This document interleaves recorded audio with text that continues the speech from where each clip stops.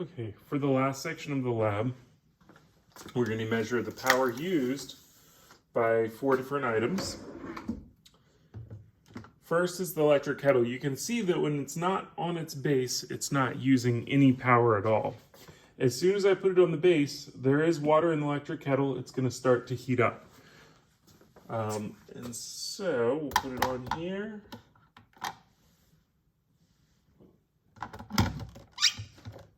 Guess I have to flip the switch. It's going to get it started, and you can see the power usage climbing. Now it's not going to take very long for the temperature to come up because I don't have much water in the kettle. But you can see that as it's heating the water, it's using 1,322. And the units there, you may not be able to read them, but that's watts. So for every second that it runs, it's using 1,322 joules. Okay, so that's the electric kettle. We could leave it for a little while and see how long it takes to come to a boil, but I guess that's not really important to the lab manual. So that's the electric kettle. Next is the phone charger. So I'm going to plug in our phone charger. And like the lab manual says, different phones or different chargers may use a different amount of power. This is just to give us an idea, sort of an order of magnitude idea of how much power it takes. So phone charger is plugged in. It is using 0.0 watts because I have not yet attached my phone. So here we're going to plug the phone in and see what power we measure. It just buzzed to tell me it's working, and it's using 6 watts.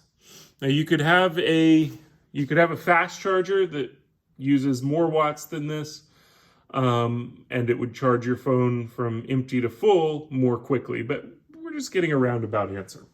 So 6 watts for the phone charger. That's 6 joules each second. 6 joules worth of energy per second.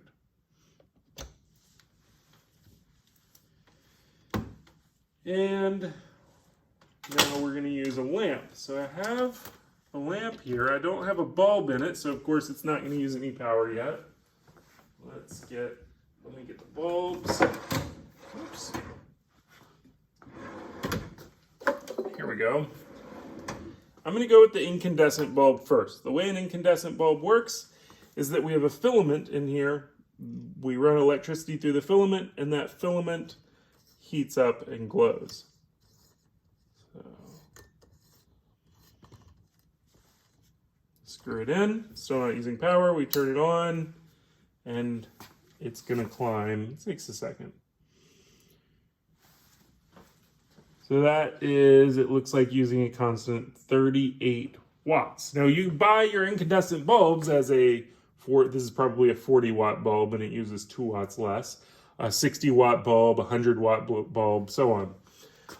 Where the higher wattage is going to be brighter. The other bulb, let's turn it off. So that was 38 watts for our incandescent bulb.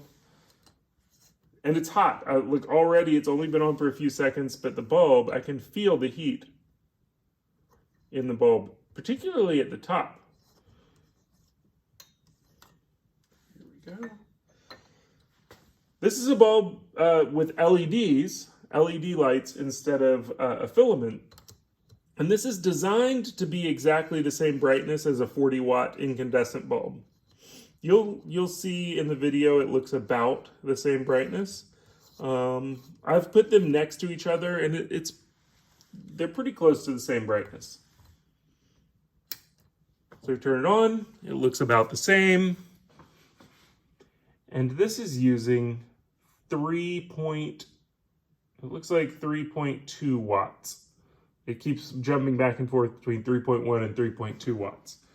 And so you see that the incandescent bulb uses about 10 times, a little more than 10 times the power to produce the same amount of light. And so you're going to do a problem where you're calculating how much money you're using to run your incandescent bulb instead of an LED bulb. And I will tell you, the LED bulb cost a little bit more than the incandescent bulb, but the price difference was relatively small compared to your energy savings. So that is the end of this section. And I guess that's the end of what you need to see in this lab on video. So good luck with the rest of the lab. If you need any more help, let us know. We're happy to help you.